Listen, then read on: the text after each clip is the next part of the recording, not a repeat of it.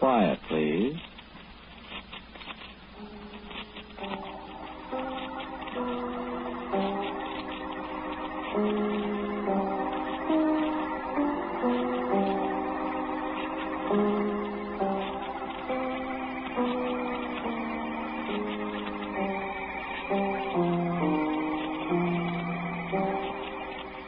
The American Broadcasting Company presents Quiet, Please, which is written and directed by Willis Cooper, and which features Ernest Chappell. Quiet, Please for today is called The Smell of High Wine.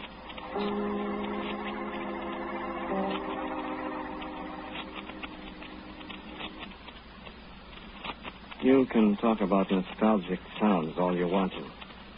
Church bells on a summer Sunday morning when you've come back to your hometown after a long, long time. A long, homesick cry of a train whistle when you wake up in the middle of the night. Somebody's voice you haven't heard for a long time. You can talk about nostalgic sights, too. Brown cows meandering over a green hillside. And a funny Y-shaped fence post out on the Santa Rosa Valley Road that you saw the men putting up 20 years ago. But for my money, there isn't anything like a smell to bring things back. The smell of burnt core sand as the train passes a small-town foundry somewhere in Indiana. And the bitter smell of fresh tanned leather. Your mouth puckers up like it did when you were a kid walking past the harness shop. The linseed smell of good, fat printer's ink and the greenish smell of raw newsprint. They're the things that bring you back. For me, it's the smell of high wines. Smell it once and you'll never forget it. Live in a distillery town and you'll smell it practically all the time. And you remember Shorty Gale and the funny streetcar that took you to work at 5 in the morning. You remember the cold air that came up through the slats in the fermenting room floor to freeze you in your wet overalls. You remember the long, dusty wooden stairs up to the tower. And somewhere behind it all is the taste of cold fried egg sandwiches from your lunch pail at midnight. With a full moon looking quizzically in the wind at you. And kind of sharing a secret with you.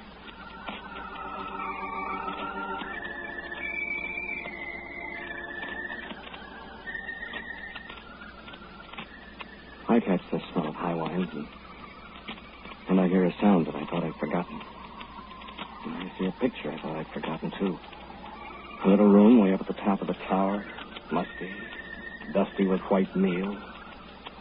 One little yellow light hanging from a cobwebby wire over an old desk. A plank easy chair, worn smooth by I don't know how many government storekeepers. And the smell... it's just a little smell of high wines to remember it by. And the sound I hear is the sound of something dripping onto the warped, dusty floor. Drop, drop. Drop, drop on the uneven floor. The sound of a man's life dripping away. All alone in the tower. At 3 o'clock in the morning.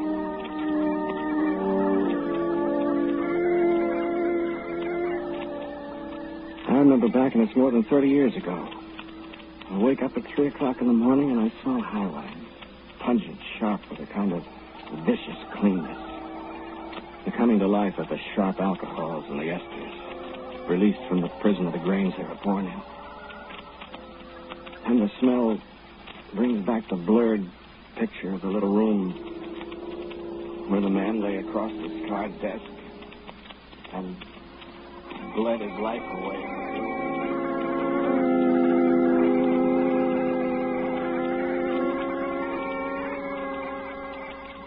I couldn't see his face in the paltry light from the crusted light globe.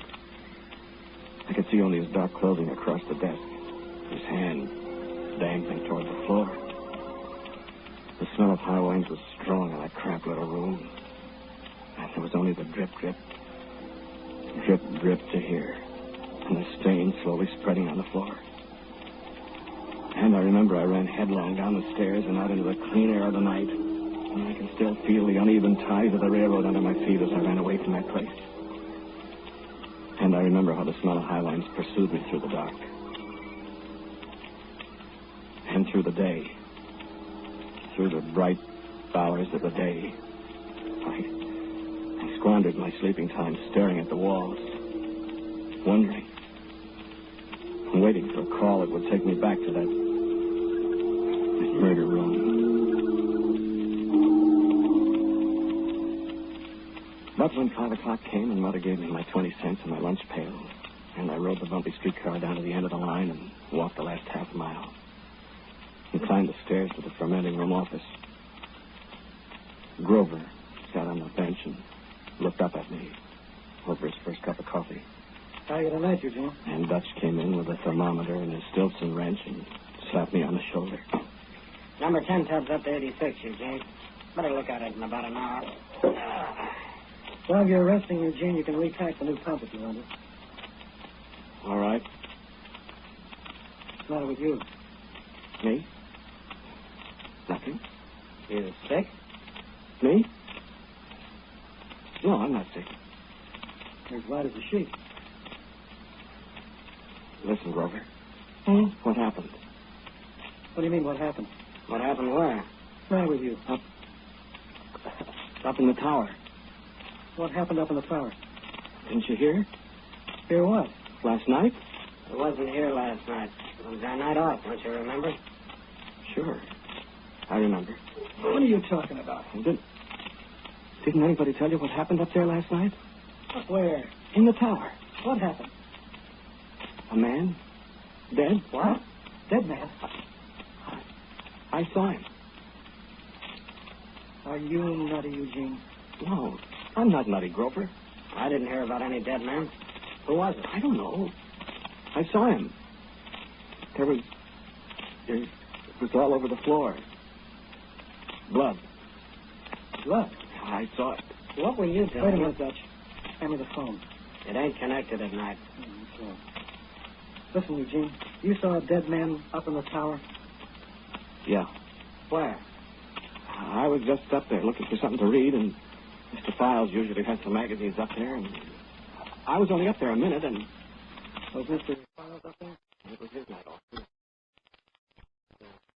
wasn't anybody up there but the dead man. If I didn't know you better, I'd think you'd been at the slop there out there in the cooler. I saw him. You was asleep and you dreamed it. I was not. You was asleep. That's why that number 9 tub was up to 91 when Fred Norris came on this morning. He left a note. He said it was 91. You was asleep. I wasn't asleep. Wait a minute. Did you hear anything about it, Dutch? Me? No. Somebody was murdered up there. It'd be all over the plant, wouldn't it? All over town. The watchman didn't say anything about it. I run into Everett Strokes when I came in tonight. He didn't say anything about it. If anything had happened, Everett would have said something. You had a nightmare, Eugene. No, I didn't. I saw him. He was right. Dutch, keep an eye on things a few minutes, will you? Sure. Come on, Eugene. Where?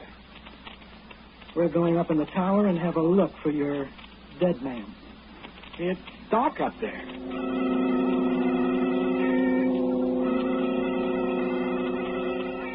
It was dark, and it was gloomy. And it smelled of high wines just as it always did. And in the feeble glow from the little yellow lamp, the desk stood bare and clean, lightly dusted with a powdery meal of 50 years grinding. The warped floorboards were dusty and dry, and I could even see the footprints in the dust I had made the night before. Where'd you see the blood? Right there on the floor, I saw it. And now the floor was dry as it always had been. And the dust lay thick on it, the dust that had been there for years. And we got down on our knees to look. There's been no blood on this floor. I saw it. Listen, Eugene. If I ever hear of you going to sleep on a night shift again when you're being paid to keep an eye on 14 tubs of fermenting mash downstairs and... Who's that? Hey, Grover. What do you want? I told you to stay... Hey, Grover. What? Mr. Files is dead. Mr. Files? What, Mr. Sure. Files? The one that saw was up there at night. You know, he had his night off last night. Yeah? He's dead. What? He was home last night, and somebody got in the house and stabbed him, and he bled to death. And you know what else? What? What? I think it was somebody from the distillery here. Why? Because when they found him, the whole room smelled just like it does around here. The smell of high wines is so strong it nearly knocked the people down.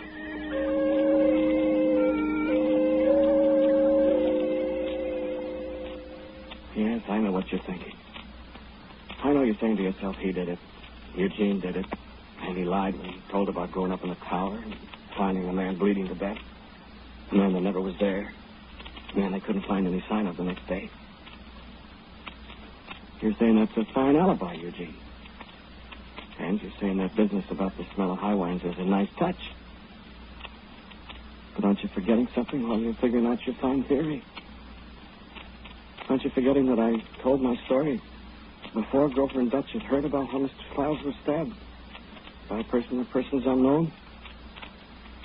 Do you think a murderer would make up a story like that and tell it ahead of time? A smart murderer wouldn't have told it at all, would he? If I had done it, wouldn't I have been content with everybody thinking I was at work in the distillery all night? With nobody even thinking of me as a potential murderer? Well, that's the way you'd think, isn't it?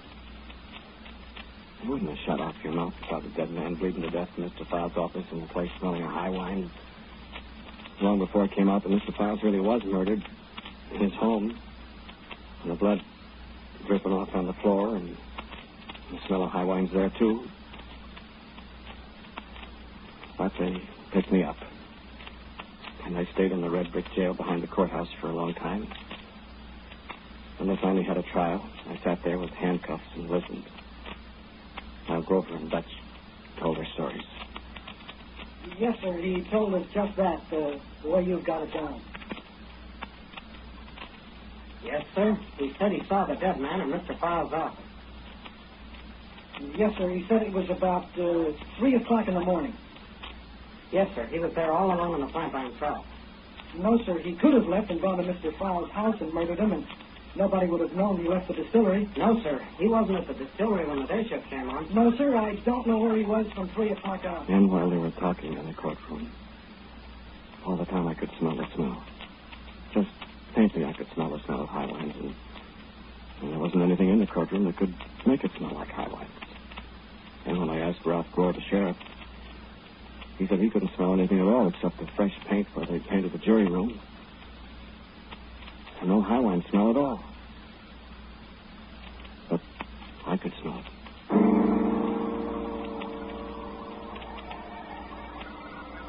And that's the way it happened. I told you the truth all the way along. This isn't one of those stories where the man says at the end, look, I've been lying to you. I did it, and I've been lying to you about it. I didn't do it. And that's the way it happened, just like I told you. They acquitted me. You can see they couldn't prove anything, and the story was too fantastic, and well, I hardly knew Mr. Files at all. And so I was free. I said, I'm not mad at you, Grover. Well, sure, Eugene. I had to say what I said. But you notice I didn't say anything that would make people think I thought you did it. I stuck right to the truth. I just answered the questions, that's all. I know, Grover. I heard you in the court. I didn't say anything either, Eugene. I just told him what you said to me. I didn't volunteer anything either. Why, there wasn't anything to volunteer. Was there, Dutch? No, there wasn't. No, there wasn't. We just told the truth, the whole truth, and nothing but the truth. I gotta get a new job, I guess. Aren't you coming back to the distillery, Eugene? No, I guess not, Grover. I don't think they'll take me back. Sure they will, Eugene. I don't think so. Grover, do you think I did it? Why, no. I don't think so, Eugene. Do you, Dutch? What? I don't know who did it, Eugene.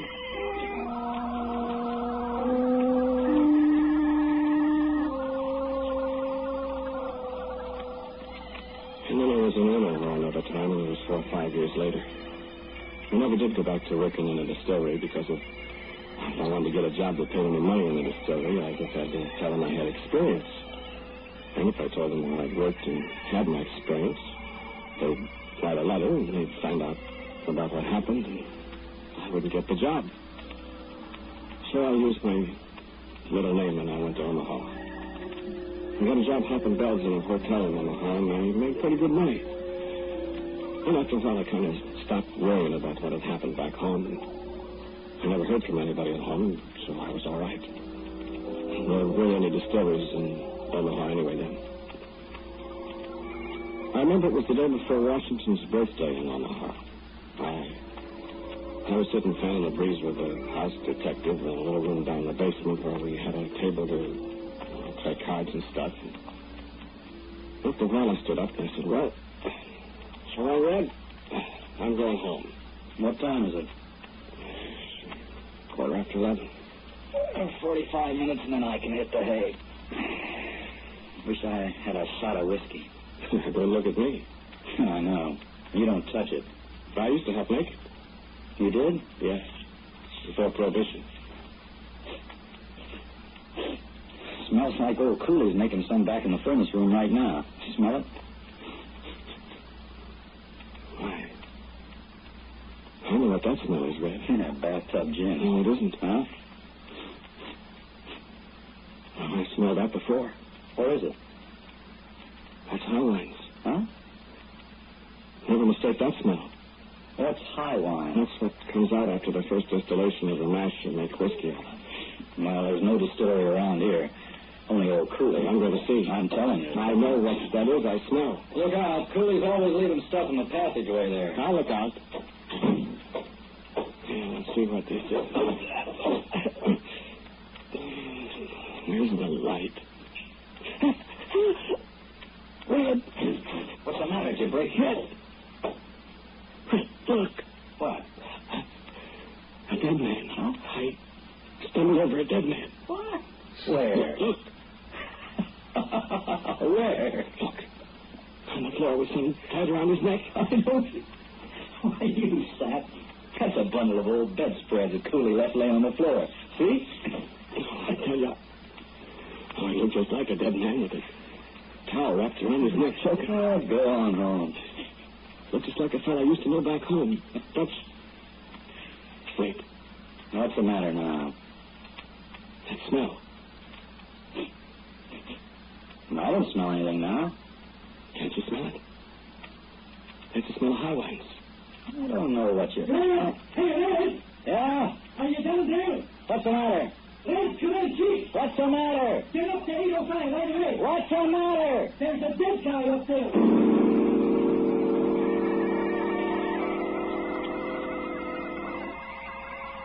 And the smell of high wines in the close little cellar passageway was overpowering as I raced after the detective. The door of room 805 was wide open just as the maid had left it as she ran screaming away from it. And on the bed lay a dead man. The towel knotted tightly about his neck. And when Red and I had flung the window open to let out the choking fumes that permeated the whole room, and when he had untied the towel from the murdered man's throat, I looked down on a face that I knew. It was my old friend Dutch. And I hadn't seen for 5 years.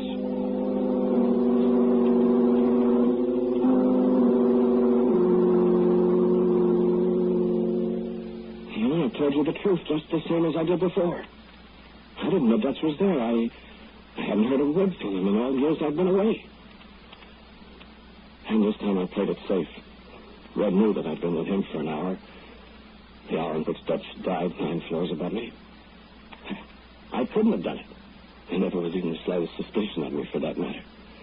It was just coincidence that I tripped over what I thought was a dead man with a towel knotted around his neck. That's all. But it wasn't coincidence that I smelled the smell of high wines. But I ran away from Omaha anyway. I wandered all around. I never did smell that smell again. Not till the other day.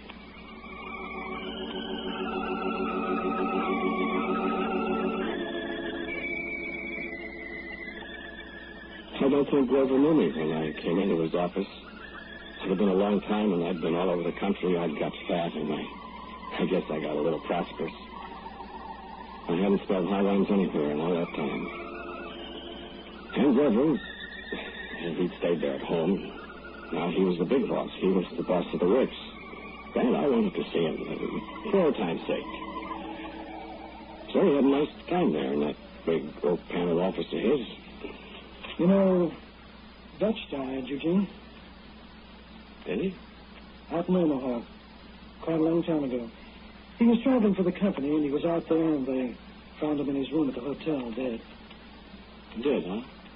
Yeah. Too bad, isn't it? We used to have some good times together way back when. Sure did. Did we? Poor old Dutch. Poor guy. Like a cigar, Eugene? No, thanks.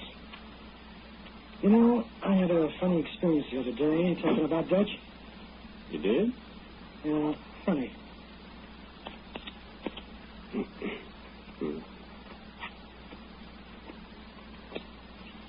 You remember when you left here? Yeah, I certainly do. I knew about the fellow that was killed. What was his name? Files?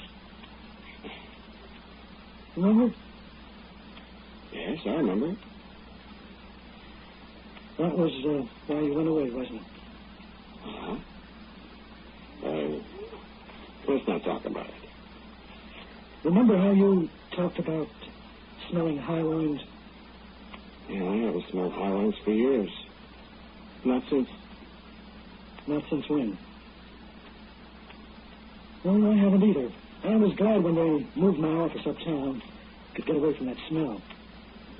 Always nauseated me. Well, me too, to be perfectly frank. What are you sniffing for? Nothing.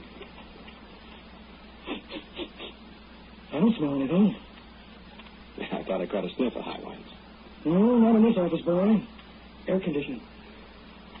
Well, go on. Go on what? What you were saying, the funny experience. Oh. Well, remember you smelled that smell when he died? The old man. Yes, I remember. I was sitting at home reading the Saturday Evening Post. Story about a fellow on a submarine and atomic bomb things. Yeah, I read it on the train. Oh, yeah. Well, I guess I must have fallen asleep. It was late. And all of a sudden, I smelled high wine. You did, huh? Yeah, just as plain. Haven't smelled that smell for years. But you know something, Eugene? You never forget it. I guess you don't. Well, now I better be going. Oh, wait a minute, Eugene. I want to tell you about this dream. I wouldn't have thought about it, but it's such a coincidence. You coming in out of a clear sky. Well, what about it? Well, I got up and looked around. I was all alone at home, and I couldn't imagine that... So do you smell anything now? No. Guess it must be my imagination.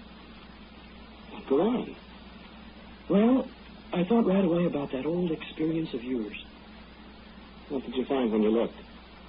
What? Did you find a dead body? Why, what's the funniest... Wait a minute. I ought to tell you that I was in the hotel when Dutch got killed. I know you were. How did you know? I mean, I had an idea you were, Eugene. Well, I didn't kill Dutch. No? I didn't kill that old man either. No. I didn't. I know you didn't.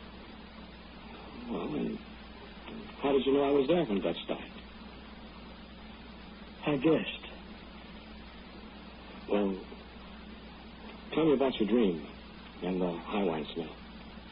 Yeah, well, do you smell anything now? High wines? No, why? I just wondered. I don't want you to find me dead, you see. Did you find a dead man when you smelled high wines the other night? Yes, I did. You did? Tell me about it. Want to know who it was? Yes. No. Suicide. How did you know? He had the gun in his hand. He'd shot himself in the head. Well, what did you do? Well, he was lying alongside me on the floor, and I jumped up, and when I jumped up and looked, there was nobody there. Just like it was when I... Just like it was when you... Who was it, Grover? Why don't you know, Eugene? I don't know why. It's the truth. It's the way everything happened. I didn't tell you any lies. Grover didn't either. I forgot to ask you something. Did you ever smell high wines? You never did? Well, once you smell high wines, like Grover said, you'll never forget it. I don't know where this gun came from. You know what I'm going to do with it? You said you never smell high wines. Take a deep breath. You don't get it? Try again, a big, deep breath. Yeah, that's it. Smell it now?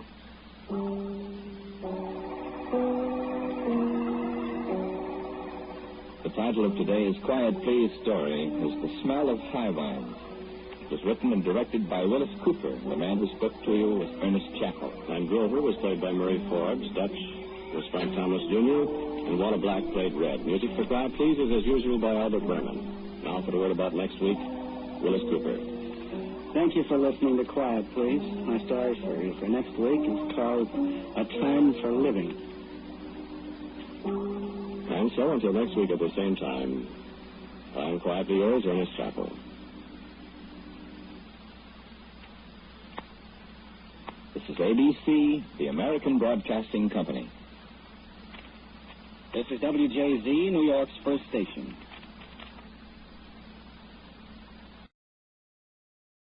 This is WJZ, New York's first... Spooky Ventures is the home for spooky content and spooky merchandise on the web. Check it out today at spookyventures.com. And remember, always keep it spooky.